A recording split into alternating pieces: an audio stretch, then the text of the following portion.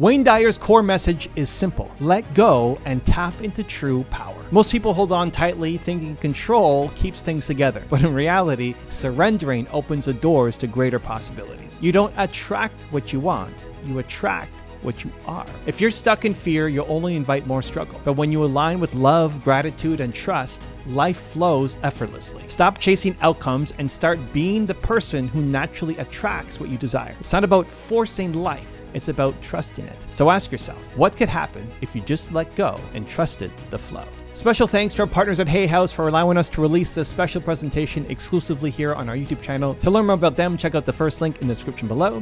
Enjoy the video and believe. Welcome, Dr. Dyer. It's good to talk to you as always. Thank you. It's good to be back. And I wanted to mention your book. You know, we've been waiting for the shift, the book to be coming out, and it also has a companion DVD. I got an advance copy in my hands last week, and we're waiting for it to be released, so you must be excited about that.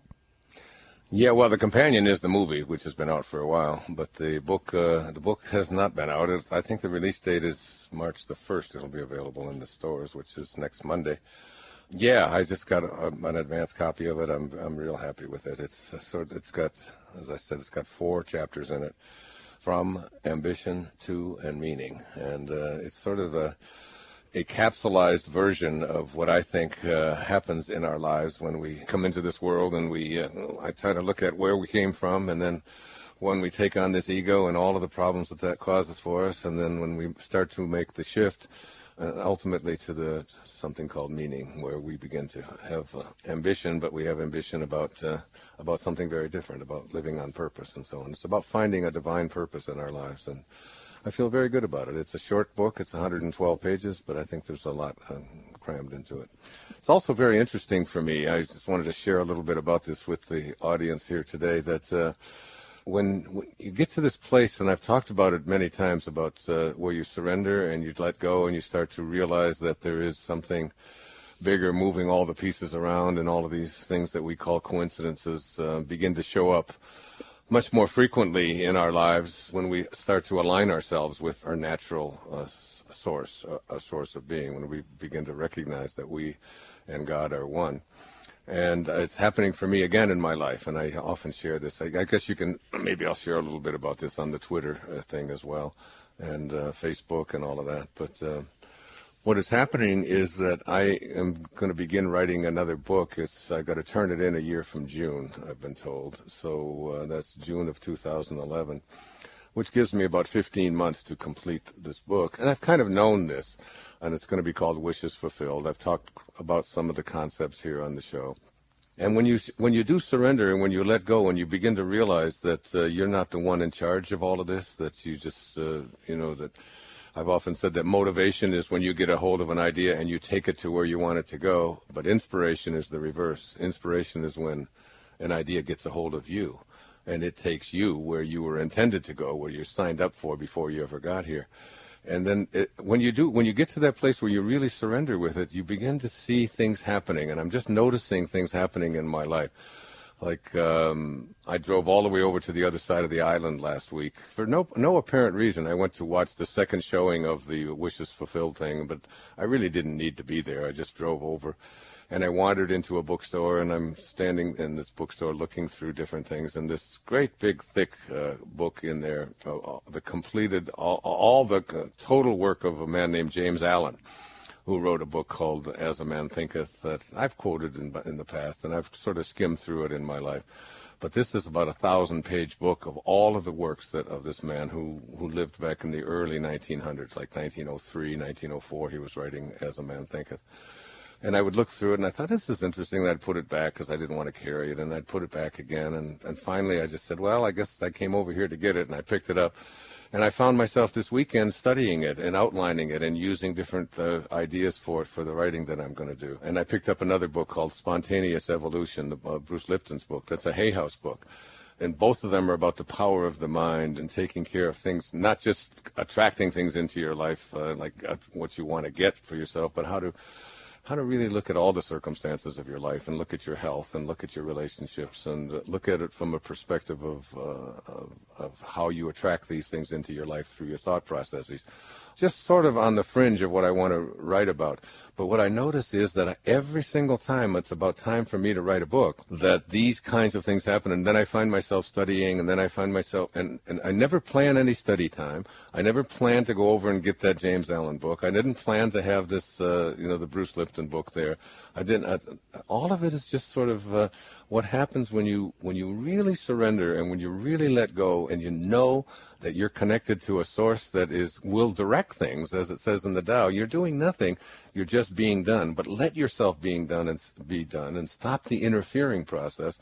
And I'm sitting there last night taking notes and thinking to myself, here I go again. It must be time for me to write a book, because this is what I do every single time before I actually start the writing process.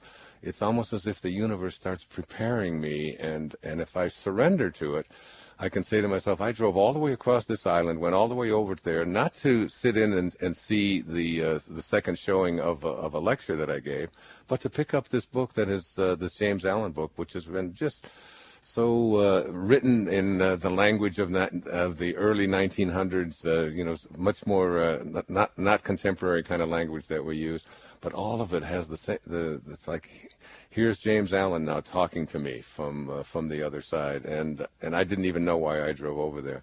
Does that make sense, what I'm saying to you? Absolutely, because you know intuitively that you're going to start that process, and things are coming your way to help you do it. Exactly, and it works both ways. It works in the positive, and it also works in the negative. That if you start thinking that you can't do something, then the universe will start providing you with experiences that match up to that as well. So I guess what I'm saying is that when you stay connected and you allow, and you have a knowing that this book is going to be completed, I already have the cover of it and everything in front of me, then, just relax and just watch and just notice. And it's like you get your ego out of the way and just allow it to sort of flow. And here I am back in the same process I've been doing. This is my 35th or 36th book. I've lost count.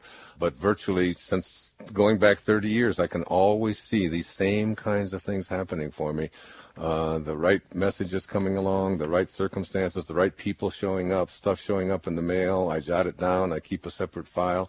And before you know it, I'll be over here sitting down and writing every day and just allowing it to flow. And there's something in it for everybody listening today. It's like you got to just stop the interfering process and have more of a trust and start realizing that all those things that you think of as coincidences really are just the universe just sort of aligning in a certain way to help you to fulfill a dharma that you signed up for if you just let it happen. Anyway, that's the end. And we get in our own way so much that we stop that natural process from happening. Right. I just wanted to tell you real quick, I quoted Dr. Bruce Lipton this weekend. You mentioned Bruce Lipton. A friend of mine is going back to school to be a dietitian, and she's studying biology. And they're teaching the old way. They're not teaching what they're learning in cell biology today. And we had a big discussion about DNA, and I told her, no, it's the cell membrane. It's the environment that affects things, and she wouldn't believe me. So... Yeah, the brain, the brain of the cell is not in the nucleus of the cell itself. It's in the membrane. That's one of the things I was reading yesterday. From Bruce. But it's so interesting how, stuff. But they're still teaching the old way. They don't want, schools don't want to open up to any new ideas with that, and she was fighting me on it. Well, doctors going through medical school, they don't get any courses even on nutrition, and we know that what we eat makes a huge impact on the health of our body. We are what we eat, and it's hardly even talked about or even mentioned. So it takes a while for those changes to take place. It is, yeah. It does. It's fascinating. Yeah. Well, we've got people ready to talk. Got people lined up. Well, let's get talking to them. I'll stop talking myself, and everybody who gets through today will get a copy of The Shift, the movie, off to you, and then the companion book will be out in the stores a week from today. So we've got about 6 minutes, time for a call or two. So sure.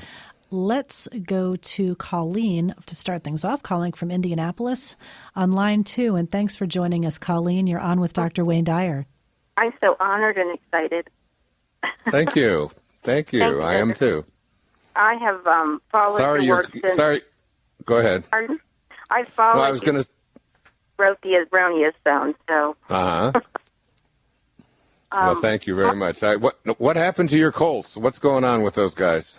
Don't know. I just think that the consciousness of the country wanted the New Orleans to win. I agree. There you go. I said that on my radio show last week. I thought that was, that's nice that someone from Indianapolis can make that kind of a concession. That's great.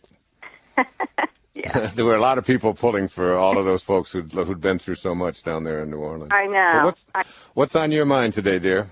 Well, my whole world blew up in 2009, my marriage to an alcoholic, and everything is up in the air. And I stayed 14 years in an abusive relationship, trying to live every principle and every spiritual principle I've had, thinking, it would get better, and I was worried about bad karma, and I'm going through the divorce now, and I still worry about karma, and I'm trying to have faith that even though I've been an artist, but you know how that is, and especially in Indiana right now, I'm trying to have faith in God that He will provide, and that, if I follow my bliss, which is my art, that, hopefully I'll be okay. And, but, I'm losing my home, my marriage, I don't know about my job. So I just respect you so much and admire you so much. I guess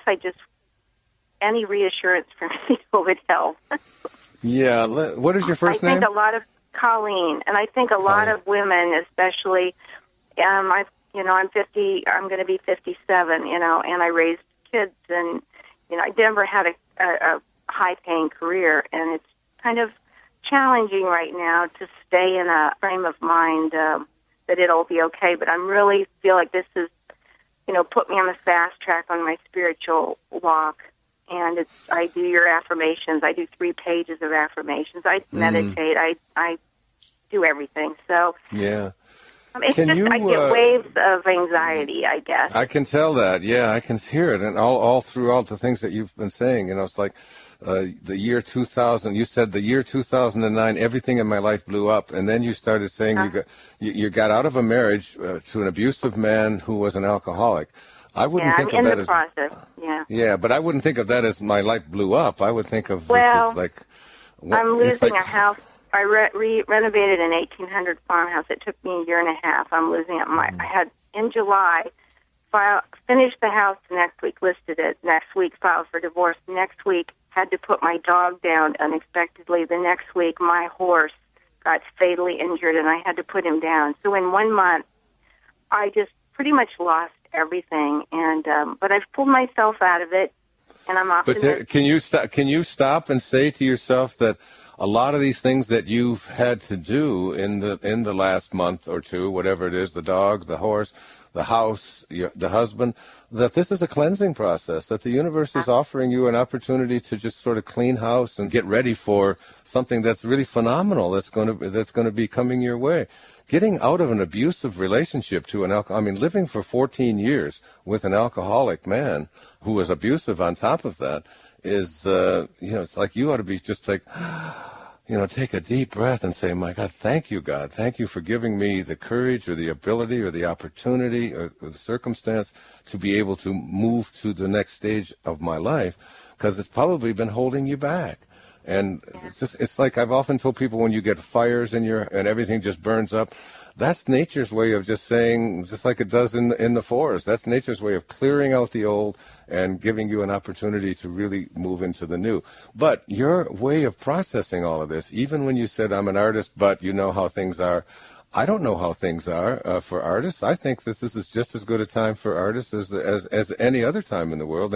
But if your thoughts are on, I can't make a living doing this, I'm not going to be able to live, in the house that I want to live in.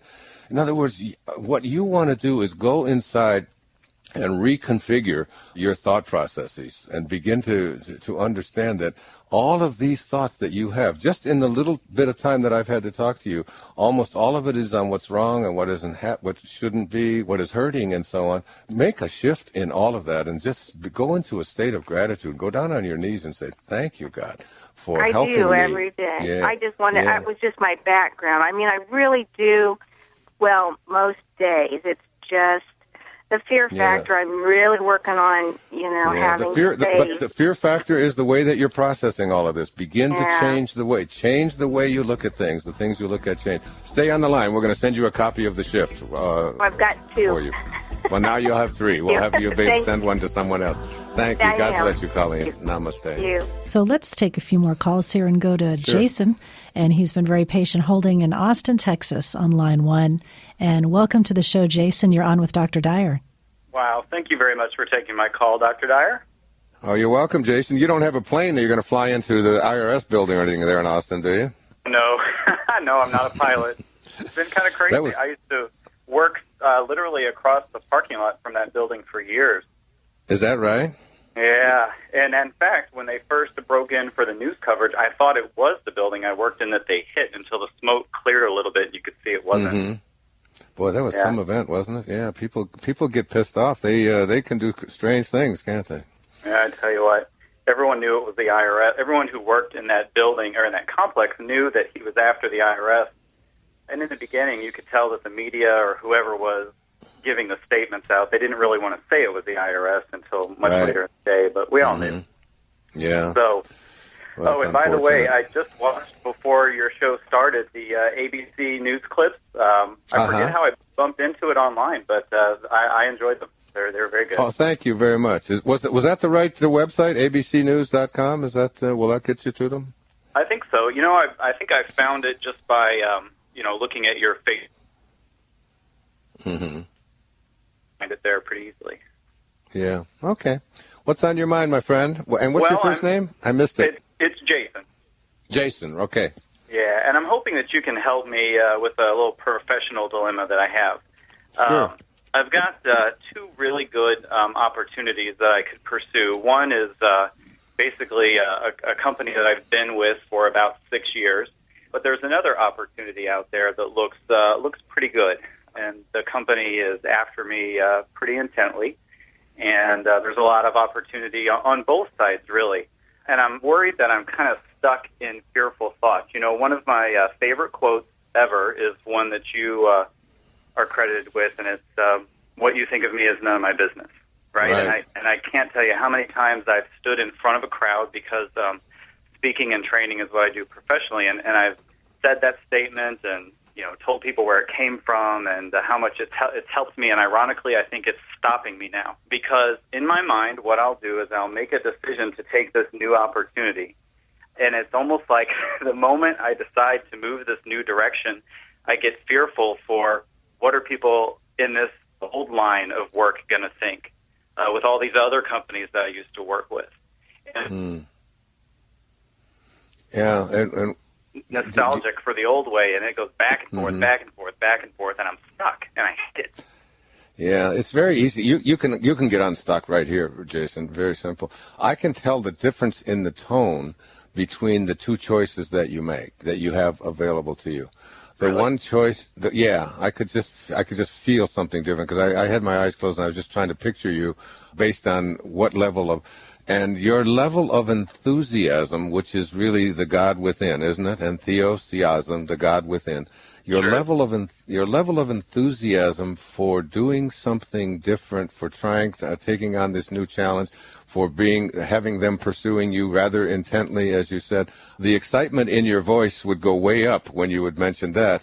And then when you would say, but I still have the opportunity, I can still stay where I am and things are going to work out there, your energy level would go down. It was like, and I've always found in my own life, okay, I'm 69 years old here, and, every single time, that I had to make choices like you're making right now, the weighing of this or that, I always found that there was something about the mystery. There's something about the excitement of not knowing exactly what it is, but moving in a new place and trying out new things. And I think it's part of our dharma, Jason. I think it's part of what's built into us. This whole idea that you have to get into a career, you get into one job, you stay in that job forever. And we have a lot of memes in our culture which encourage people to stay the same, in other words, get into a particular company, stay with the company for 40 years, retire, get your gold watch, get your benefits, and there's all of these things that, that are sent our way, these encourages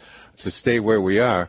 And then there's the part of us that really likes the mystery, wants to wander into new territory. It's like the two paths crossed in the woods, and I took the one least traveled by. And that has made all the difference. That's Robert Frost. That has made all the difference. I would say take the path least traveled by. If you're asking me, based on just a minimal reading of what I'm hearing from you, the idea of, and it sounds like it would be going into a whole new area. It isn't repeating the same kind of field. Is that correct?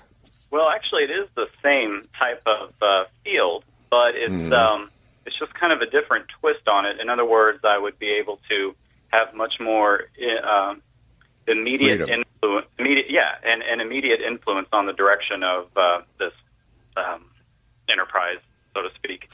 And you'd be designing it yourself. You'd be on your own doing it.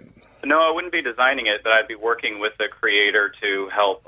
It's very new, so I would be able to have my fingerprint on it at a very early stage. Yeah, and so it was interesting. You heard the energy in my voice because I don't hear it, but I trust you that it's there. So. No, it's definitely there, and I can say the same thing about myself. When I way back in the 70s, when I left a very comfortable position as a teacher and so on, to not only take on a new job, but to move from Michigan, where I lived, to go to New York, and everyone said to me, "How could you do this? And you can teach right here at the university. Plus, you can work at the school you've worked at before. You've got tenure. You've got all of this." And it's like, and I kept thinking, but it's New York, And it was like, if I, the song, if I can make it there, I can make it anywhere, kind of thing, Yeah. And nobody understood that inside of me, but there was something exciting about getting there, and then after I was there for 6 or 7 years, there was another calling. And I made tenure there. I was a professor. I had everything guaranteed. I had a lifetime job guaranteed for the rest of my life. But there was something about, I had written this book called Erroneous Zones, and the mystery of being on my own and getting out there and trying it and doing it, and as you say, having your imprint on it at the beginning. There's just something very exciting about that. It's part of the creative process. It's it's like the Tao. It's like living, living the mystery, rather than staying with the familiar. Right. And there's one more part of this that you might find interesting. I can't prove it for this new opportunity, but there's tons of circumstantial evidence that in my own line of work, I was actually observed to the point where some of the things that I had done professionally show up in this new venture, You've been preparing for this all along without even realizing it. The universe has been aligning you. Apparently so. And even some of, the quote that you have that change the way you look at things and the things you look at change, that is used as well. And so maybe I don't want to take up the whole hour here, but, do you have any thoughts on not letting, because my default would be, or my way of thinking would be, well, that's Wayne's stuff, or that came from me, and you need to credit that, and it's not necessarily being credited properly. I don't know, maybe I just talk to the person and get that fixed, or is that something that's useless to waste energy on? It is, yes. You summarized it perfectly. It is a waste of your energy, and nobody, credit is, an enlightened person doesn't want credit for anything. It's like we do what we do, and we're all on the same team when we're out there serving and making the world a better place. And I need no credit for anything that I've ever said, and most of the things that I've said I've learned from someplace else anyway. Yeah, I think all of that stuff is just, it's the kind of stuff, and excuses be gone, it's the kind of stuff that we use to keep us back, from trying out new things and from experimenting and, to making a new impact in our lives. And it's that little bit, that fear is really nothing more than thoughts that say, I might fail. And if I failed, and if this didn't work, and if I don't make as much money, wouldn't that be, and you fill in the blanks, wouldn't that be terrible? Wouldn't it be awful? Somebody, would disapprove of me and so on. But when you're a free-thinking person like yourself, and there's an exciting challenge that's out there, I always have said, you never regret what you do. You only regret what you don't do. You will never regret doing this, but you will always regret it if you don't. Well, I hope to meet you in person one day. Don't let anybody ever tell you your work doesn't matter. Thank you so much. Thank you. And by the way, the other thing I remember most about Austin is that bat bridge. Do they still have that there? Yeah, the bats are still there. Are they? There must be 10 million bats inside that one bridge. And then when you walk under there, when I stayed there, I used to speak in Austin every year. Yeah, it's a great city, by the way. Oh, I love it here. I don't think I'd ever move away. Yeah, when you run under the bridge, the bats kind of stink, but we love them. They do kind of stink. Well, thanks. Thanks. God bless you, Jason. Take care. Enjoy your new profession. Yeah. Oh, absolutely, I will. Thanks. I'm glad you mentioned to Jason, Dr. Dyer, about, you'll always regret something you don't do, rather than something that you do. And that was how I made the decision to move to California, which is a big move for me coming from Florida. And I knew if I didn't do it, that I would regret it. So that I was more afraid of what was going to happen if I didn't do it than if I did. And I'm glad I did. Yeah, I can remember that same feeling when I left Michigan and went to New York to live in New York, all by myself. Just to go off there and get a house and take up a position as a professor in a university in the largest city in the United States. I knew that there was a lot of risk involved with it and so on, but I also knew that if I didn't do it, I would regret it forever.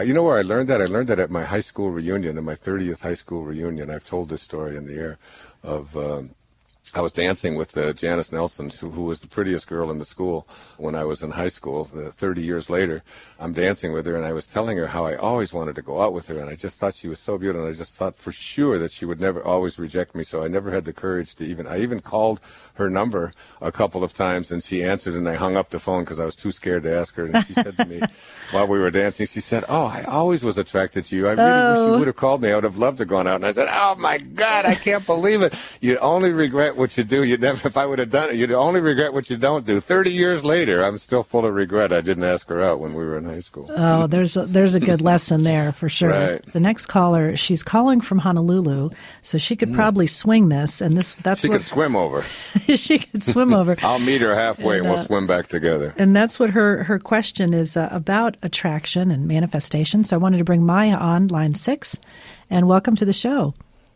Thank you for taking my call. Hi. Dr. Wayne Dyer. I'm so excited to be able to talk to you. Aloha. Aloha. So my question is that I believe in the law of attraction, creating our own reality with, focusing on what we want and visualizing and bringing my energy into alignment and that type of thing.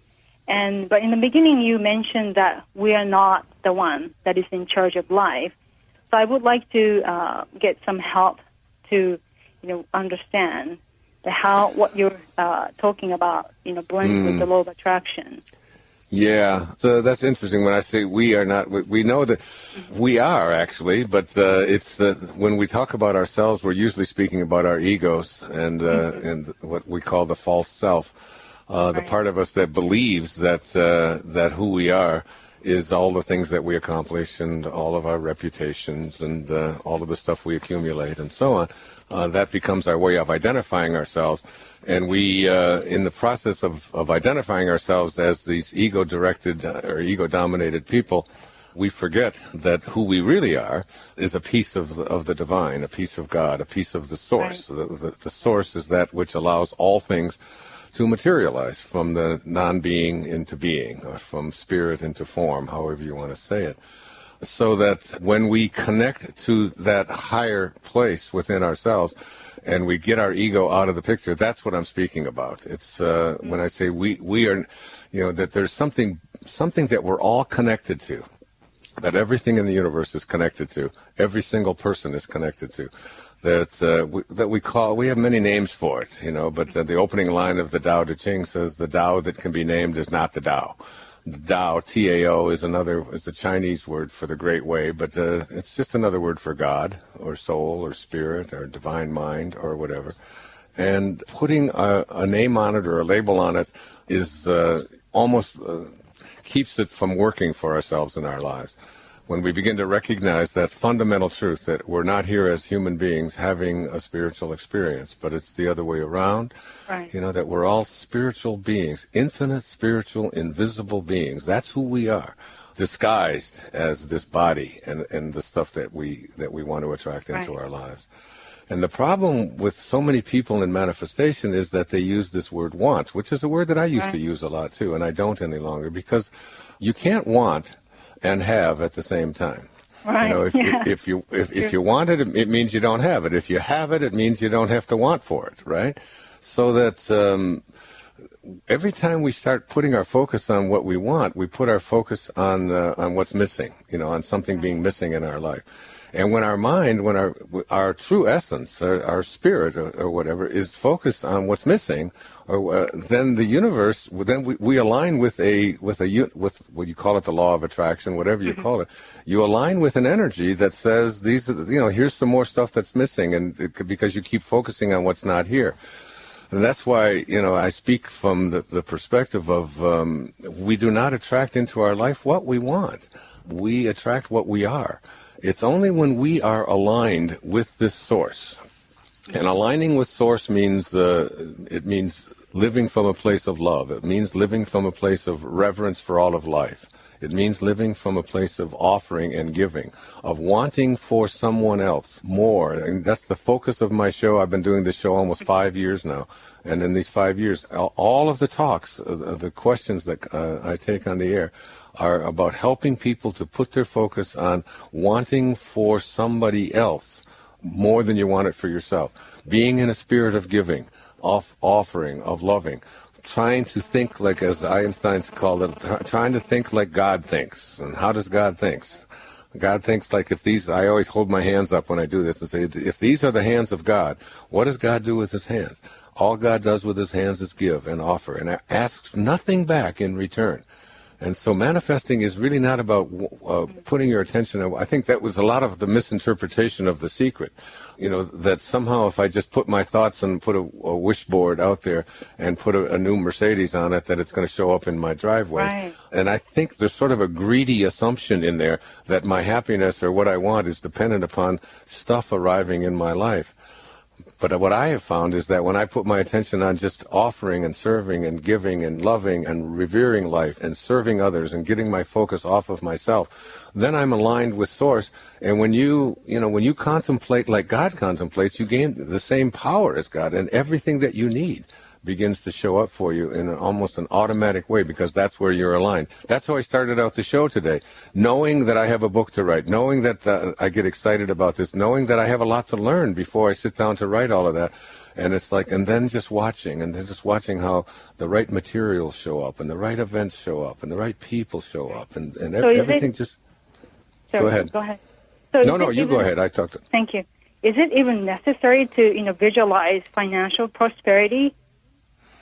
Like, the law of attraction, the Esther and Jerry Hicks. I love them, their work. And if I focused on appreciation, gratitude, and well-being, and that's going on around me, is it even necessary to visualize financial prosperity? I don't do it that way. I don't do it through the process of visualizing, financial prosperity showing up into my life. My focus is always on... I myself am prosperous, and I am content, and I am fulfilled, and I am happy, and I want to offer this. I want to share this with as many people as I possibly can. If I feel that something is missing in my life, or something, that somebody isn't cooperating with me the way I would like them to, things aren't showing up the way I want them to show up, I find that if I take the focus off of trying to attract that into my life and put it on, how can I serve? How may I serve? How can I offer this to someone else? Then when I do that, then I'm thinking and I'm acting like God thinks, or like Spirit thinks, or what they call Source thinks. And as long as I stay aligned with Source, then all of the prosperity or whatever it is that I need will show up for me. That's how it works for me. All right. Okay. Thank you. Thank you so much for sharing. Thank you much. You're very welcome. Stay tuned. Have you seen this? Have you seen the shift yet? Not yet. Well, we're going to send you a copy, so stand by. We're going to get your address and put one in the mail to you today. Okay. Thank you. Thanks. God bless you, dear. Let me go to Samia calling from Toronto, who's been very patient, waiting on line 4. And thanks for calling. Hi. How are you? I'm great today. How are you? Dr. Dyer, it's so nice to talk to you. I've been inspired by your books for a few years now, and the first one was given to me by a spiritual mentor. It was Real Magic.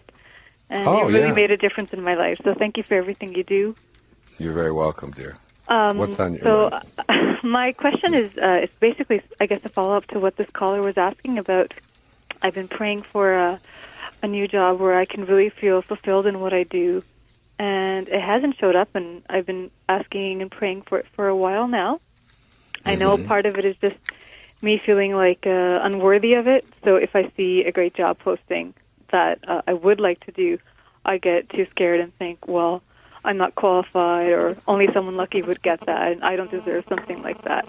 And then at the same time, I wonder why it's not showing up. So, yeah, have you ever thought of, in terms of a job as being something that doesn't show up, but is something? It's just a way of offering to the world what it is, whatever great things that you have to offer.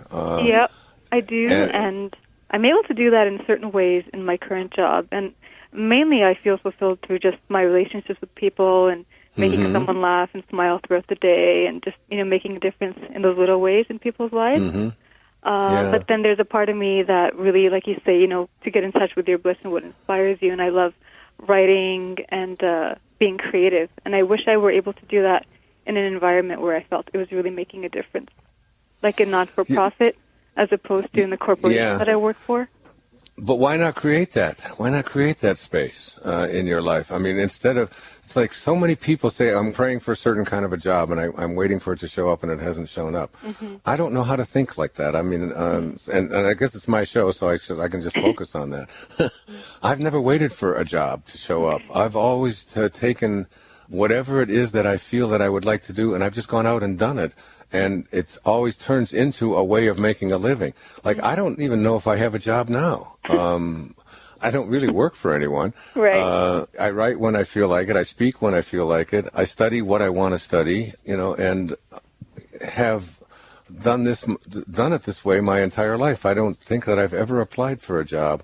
Well, I did one. I think one time, I don't have the faith that you've learned to have. Yeah, and it's like if writing is something that you want to do, then my suggestion is write. If you can process that you would like to have a job but you're not qualified, why would you add that I'm not qualified to the idea that you'd like to be able to have the job?